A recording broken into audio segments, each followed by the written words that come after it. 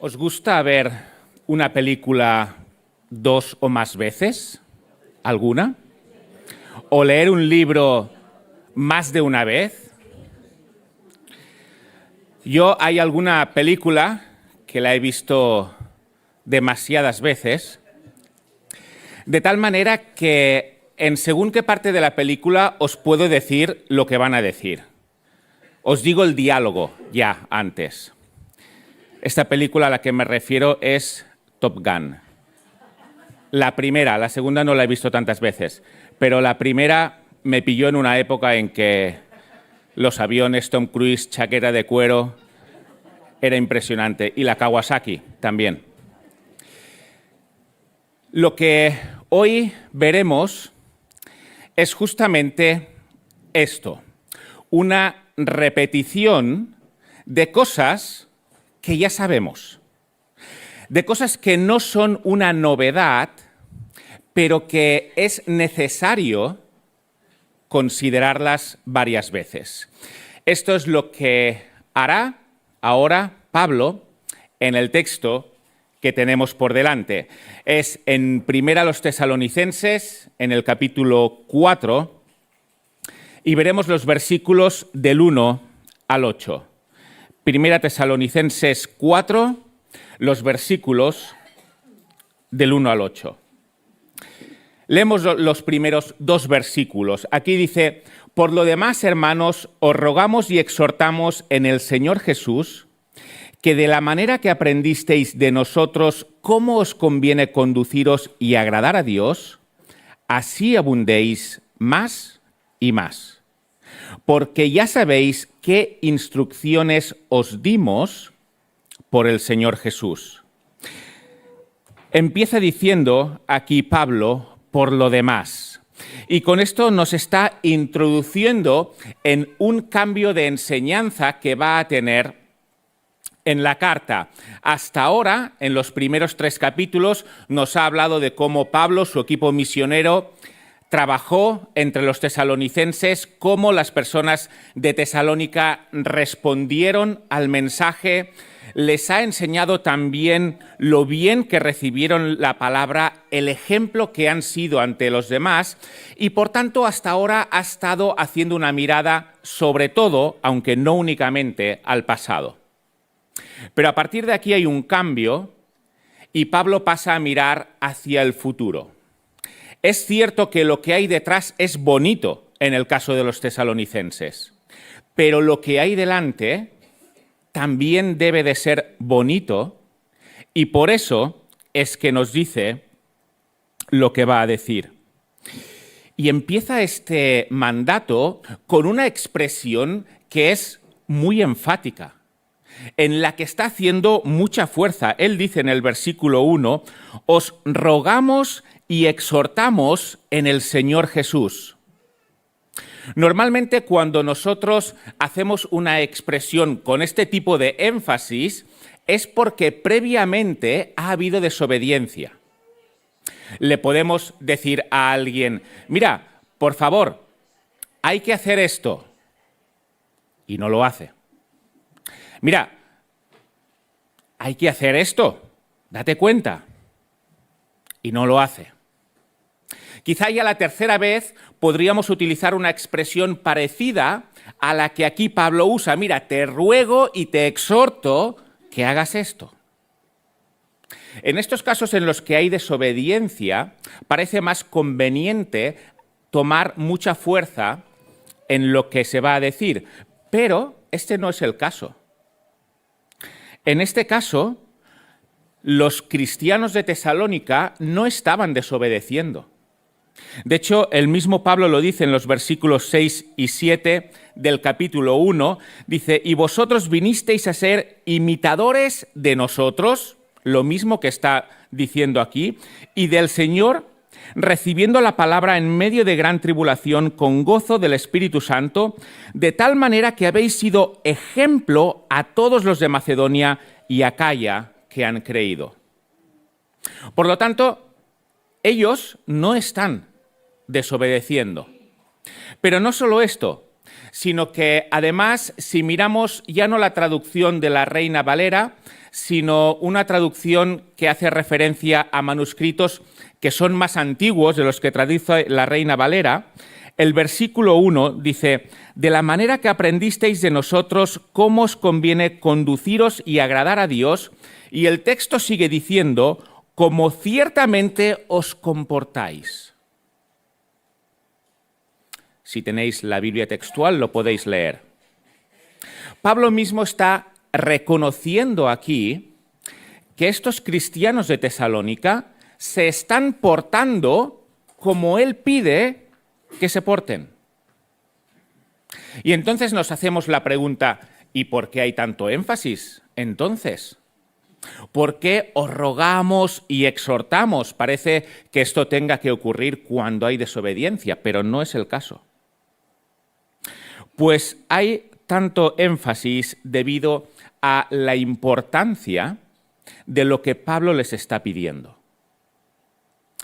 Hay veces en que es mucho más importante no esperar a la desobediencia para actuar, sino que, preveyendo que puede haber desobediencia, hay que hacer un énfasis fuerte antes para evitar esta desobediencia y no actuar a toro pasado.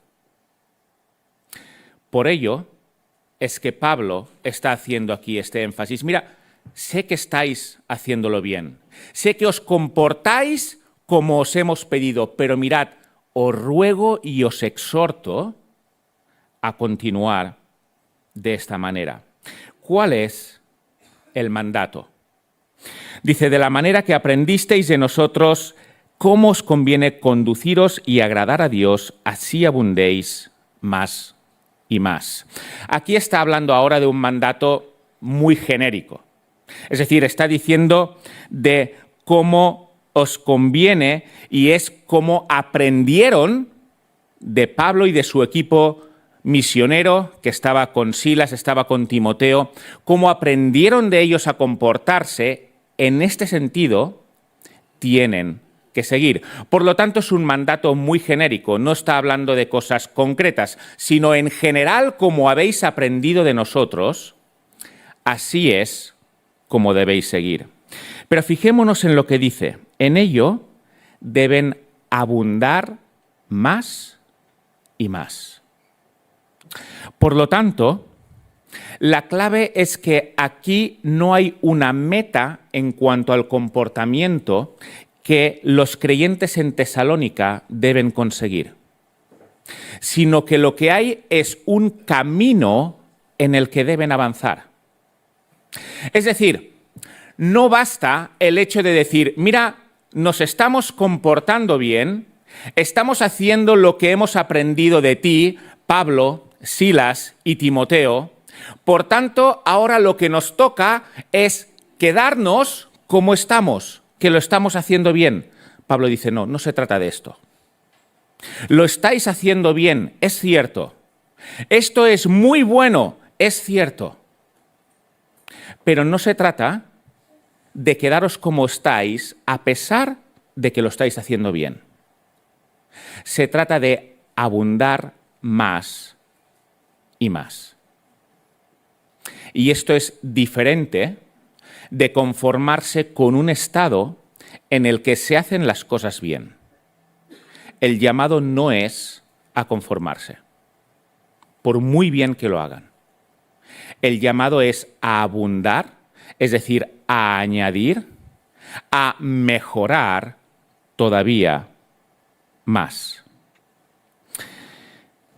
Lo que ocurre en muchas ocasiones es que cuando no se avanza, no se está quieto, sino que se retrocede. Y Pablo dice: muy bien, tesalonicenses, estáis siguiendo nuestro ejemplo, pero esta no era la meta. La meta es que crezcáis en el hecho de seguir nuestro ejemplo. Algo que ellos ya sabían, igual como yo me sé la película de Top Gun. Ellos ya sabéis las instrucciones que os dimos. Pero no se trata de nuevas instrucciones, sino que se trata de crecer en las instrucciones que ya conocen. Se podría decir de nosotros, de la Iglesia Llibertat, mirad, al igual que los tesalonicenses, sois un ejemplo y vuestra fe se ha extendido por la región, no de Grecia, sino del Baix Llobregat. Y además, como habéis aprendido de vuestros maestros, estáis siguiendo este ejemplo. Hay quien dice que la Iglesia Llibertat es un ejemplo en algunas cuestiones. Creo que estamos bien y que podemos mejorar. Pero ¿se puede decir de nosotros esto? ¿Se puede decir, mira, Iglesia Llibertat, lo estáis haciendo bien? Si este es el caso, esto no es un motivo para quedarnos como estamos. Esto no es un caso para estar contentos y decir, bien por nosotros, hemos llegado a la meta. Sino que si este es el caso, eso es un motivo para abundar más y más.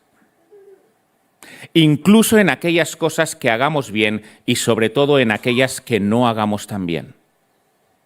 La cuestión no es llegar a una meta en cuanto a hacerlo bien. La cuestión es seguir un camino que avanza y que mejora por muy bien que se esté andando en ese camino.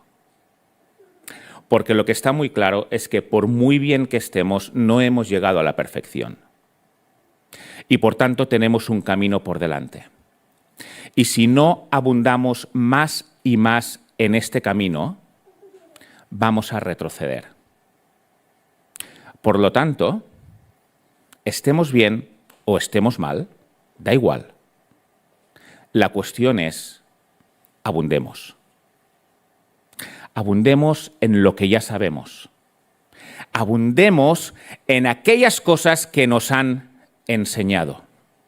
Porque el camino para agradar a Dios no es un camino en que uno se encuentre en un estado ético o en un estado moral bueno, sino que el camino para agradar a Dios es un camino en el que mejoramos día a día, en el que abundamos, en el que no nos comparamos con los demás y decimos, qué bien que estamos, vamos a luchar por mantenernos así, sino que nuestra comparación es la santidad que Dios requiere y por tanto,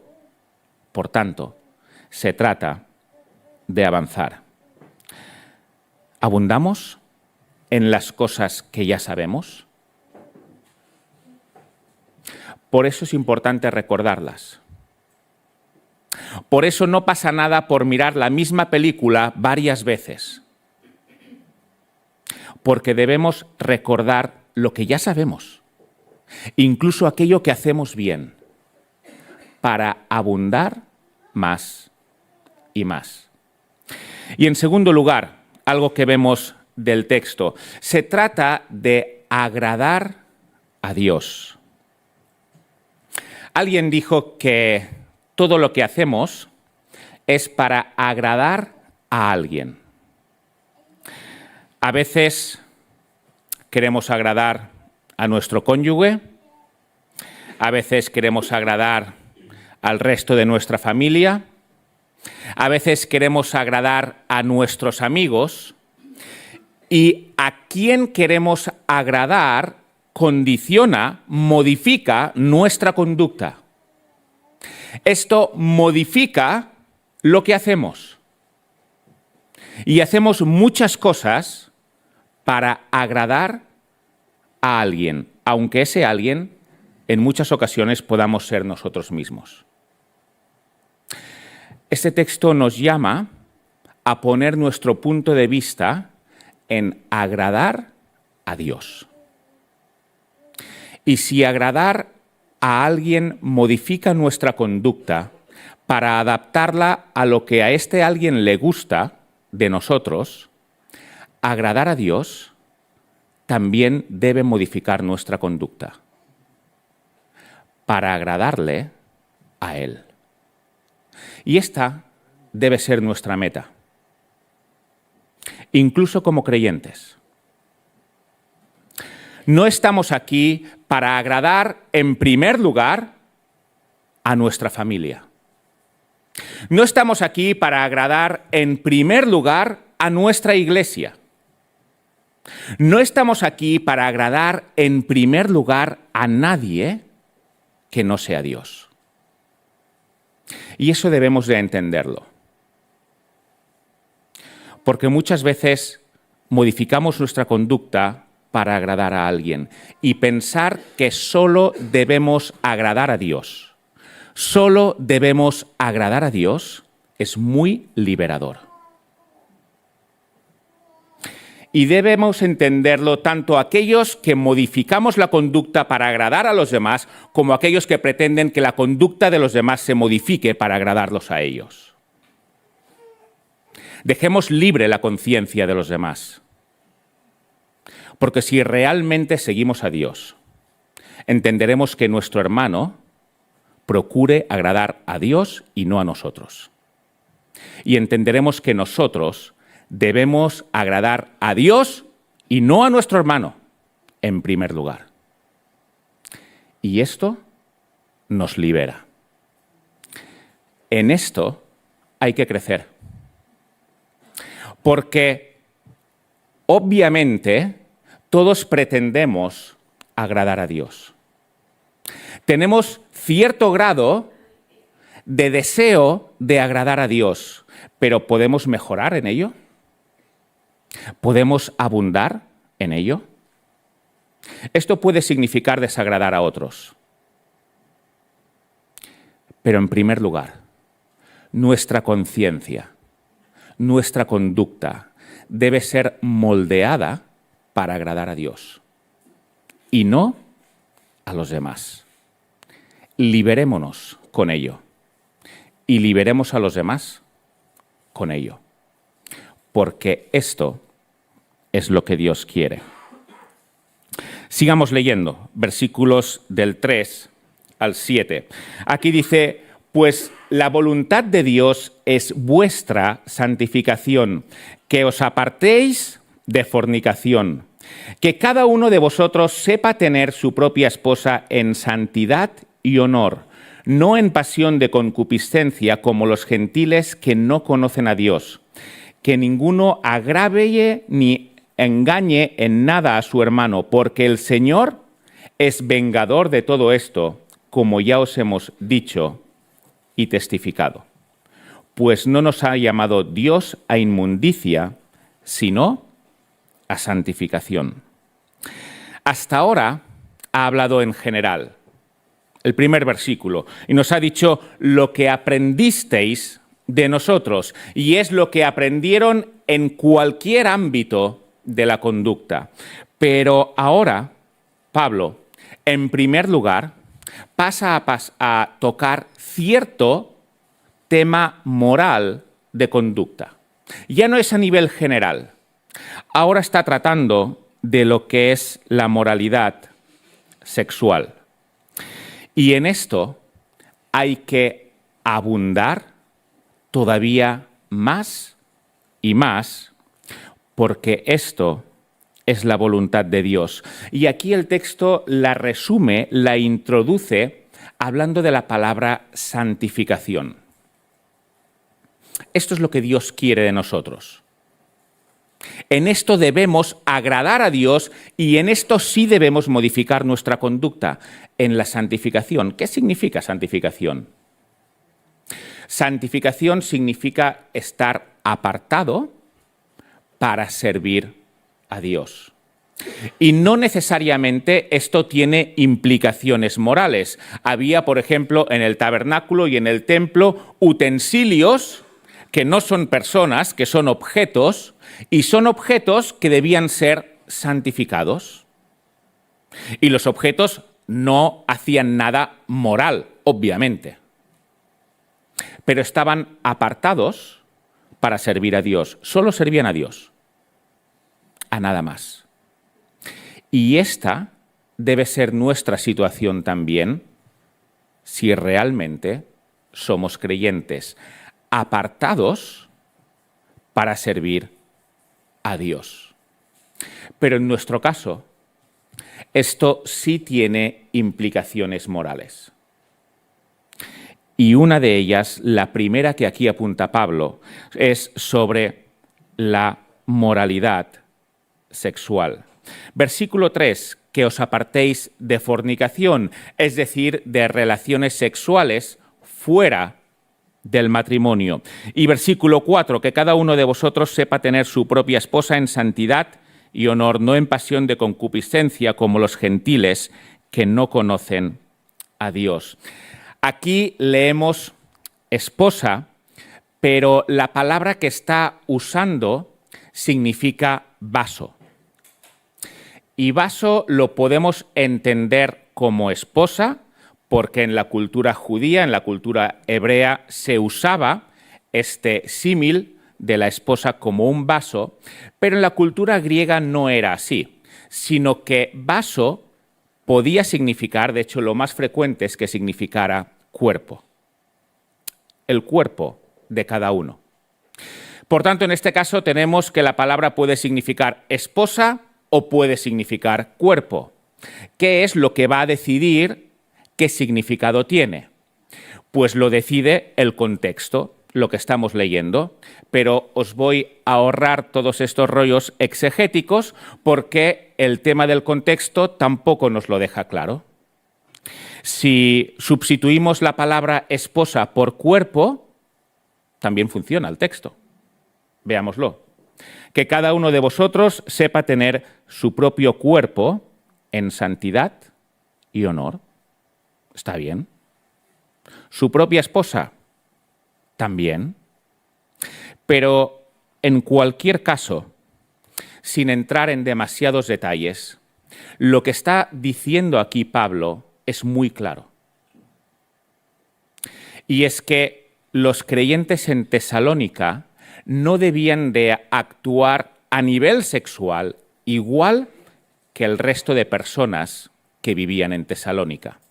Y Tesalónica, como sabéis, es una ciudad griega y en la religión griega las relaciones sexuales era algo absolutamente normalizado, incluso formaban parte del culto, formaban parte del sacerdocio, y en la propia cultura griega el hecho de tener relaciones fuera del matrimonio, tener relaciones antes del matrimonio, era algo que estaba muy normalizado. No solo se realizaba, sino que además era muy común. Era normal, no estaba mal visto. Y Pablo les dice a estos tesalonicenses, ¿os convertisteis de los ídolos? De esos ídolos que no solo permitían la inmoralidad sexual, sino que además la fomentaban, ¿os convertisteis de ellos a Dios? Y ahora hay un cambio. Hay un cambio en todas estas conductas que antes podían ser normales para vosotros, pero que ahora, si tenéis que ser personas santas, es decir, aptas para el servicio a Dios, debéis apartaros de aquello que a Dios no le agrada.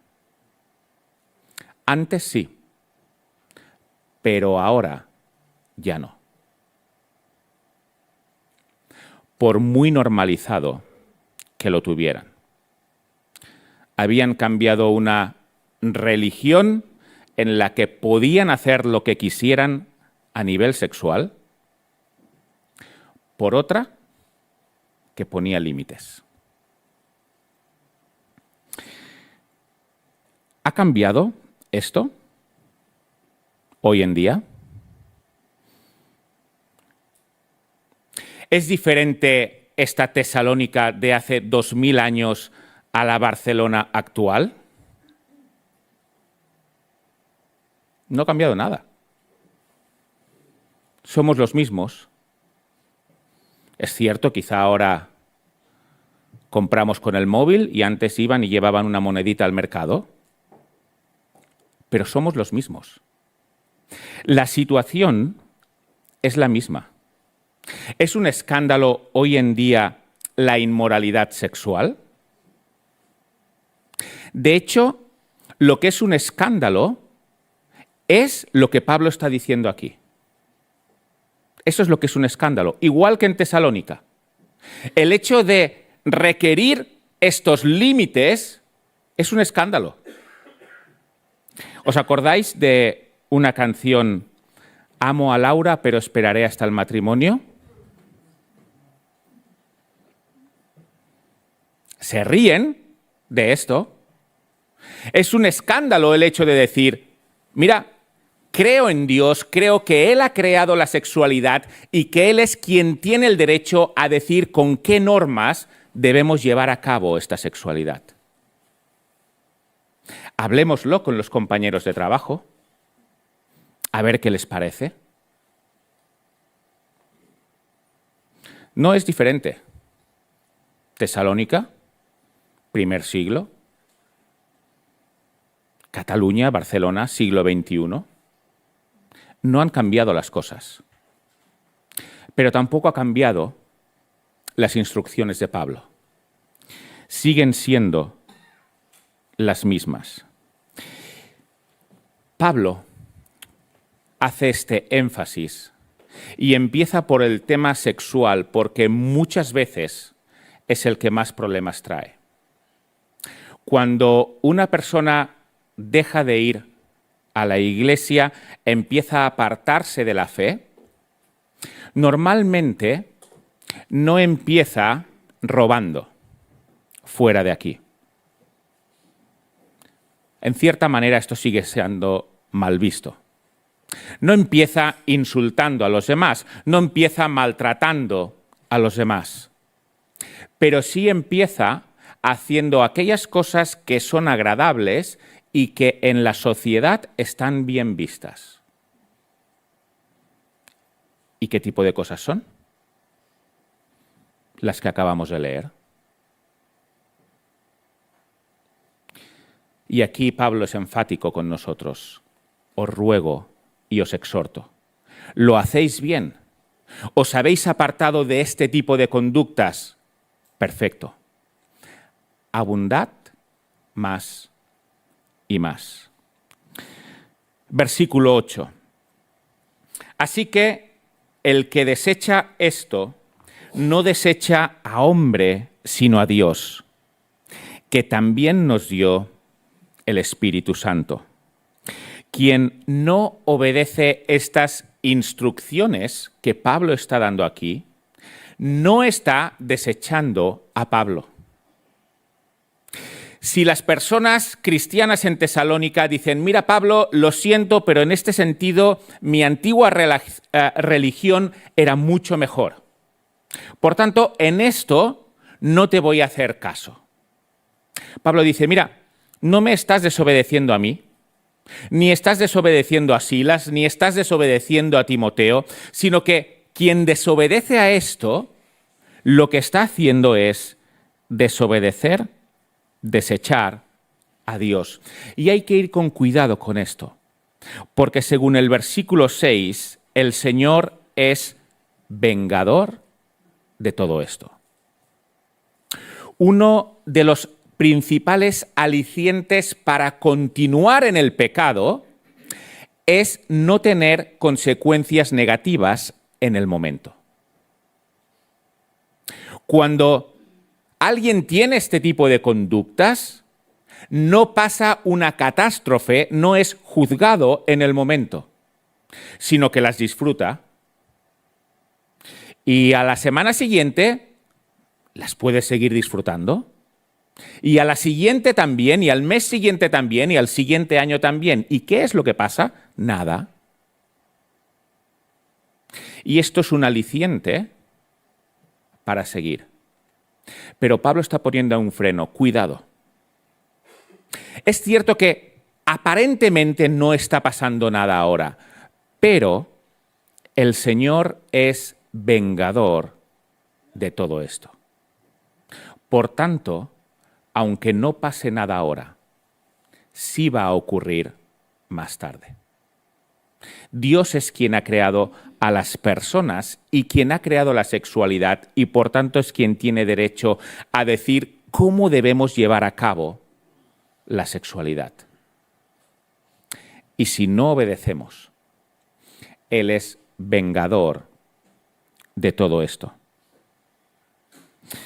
Y en una sociedad donde este tipo de sexualidad no tenía frenos, porque tanto socialmente como religiosamente estaba promovida, ¿cómo iban a obtener fuerza estos creyentes para poner freno a este tipo de conducta? Porque es muy atrayente. ¿Cómo podían ellos tener la fuerza para no volver a los ídolos cuando en este sentido podía parecer muy placentero? El Espíritu Santo es quien les capacita para esto. Hablando de Dios, dice que también nos dio su Espíritu Santo. Pablo está diciendo, mirad, tesalonicenses, no estáis solos en esta lucha. Sé que es una lucha. Sé de dónde venís. Sé que os estáis portando bien y sé que esto es difícil.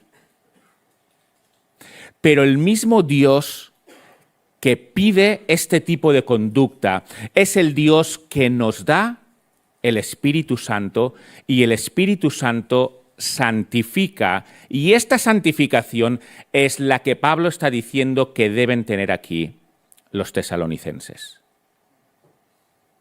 No estáis solos en esta santificación. Tenéis al especialista número 1 con vosotros. Dios os dio el Espíritu Santo. Es difícil mantenerse, pero no estáis solos. Él dio el Espíritu Santo. Quien ama a Dios de verdad, no le desecha. Jesús dijo en Juan capítulo 14, versículo 15, si me amáis, guardad mis mandamientos. Por lo tanto, cumplir con estas normas no es cumplir con lo que dice un apóstol, no es cumplir con lo que dice un pastor, no es cumplir con lo que dice alguien que predica, sino que cumplir con estas normas es cumplir con lo que Dios dice. Y quien ama a Dios, va a abundar más y más en ello. ¿Abundamos? ¿Deseamos alejarnos de este tipo de conductas? Porque dentro tenemos una naturaleza que tira en sentido contrario. Pero a la vez tenemos un espíritu que nos empuja hacia la santificación. ¿En qué abundamos? ¿Lo hacemos bien? Crezcamos haciéndolo bien. Y si estás aquí y no has conocido a este Dios del que estamos hablando, este Dios no es un Dios que lo que pretenda sea poner límites para disminuir nuestra felicidad aquí en la tierra. Hace un tiempo estaba hablando con un amigo, un compañero. Él es muy buena persona, pero este tipo de conductas es muy habitual, incluso en las buenas personas. Y acababa de tener una novia, la tenía, con quien quería casarse, con quien quería formar una familia. Y entonces le dije, oye, ¿y crees que ha sido bueno vivir todo lo que has vivido en este ámbito sexual antes de estar con ella? ¿O preferirías que esta con quien estás y con quien te quieres casar fuera la primera? ¿Y preferirías que tú también fueras el primero para ella? ¿Qué preferirías? Fue sincero y me dijo, preferiría esto segundo. Pero ya no estamos a tiempo. Hace muchos años que dejamos ese camino atrás. Por tanto, hay que seguir como estamos. Qué lástima querer rectificar cuando ya no se está a tiempo. Por eso es que Pablo dice, abundad en ello, creced en ello. Os exhorto para que no llegue el punto en que ya no estéis a tiempo. Hay que prevenir la desobediencia mejor que actuar después. Y estas normas son buenas para todo. Y este Dios que hemos dicho que es vengador de todo esto, es un Dios que un día pasará cuentas con nosotros, con cada uno de nosotros. Y dirá, mira, estas son las normas que yo puse en el corazón de todas las personas para cumplir. ¿Las has cumplido? Yo levantaré las manos y diré, no, no las he cumplido. No merezco estar contigo toda la eternidad. Pero Jesús pagó por mí. Por tanto, soy perfecto delante de ti, Dios, aunque yo no haya sido perfecto. Y esto lo pueden decir todos los que creen en Jesús y le aman y le siguen. Esta invitación está abierta para todos, porque Dios quiere que estemos apartados para Él ahora y viviendo con Él toda la eternidad. Pues recordemos, abundemos en lo que ya sabemos. Aunque lo hagamos bien, abundemos en ello. En segundo lugar, procuremos agradar a Dios por encima de todos los demás. Esto es lo realmente importante y agradar a los demás es secundario y esto debe de liberar también nuestra conciencia. En tercer lugar, alejémonos de este tipo de pecado. Y en cuarto lugar, somos conscientes de que no somos suficientes para nada de esto. Dependamos del Espíritu. Él nos lo dio para que podamos hacerlo. Pues que Dios nos bendiga.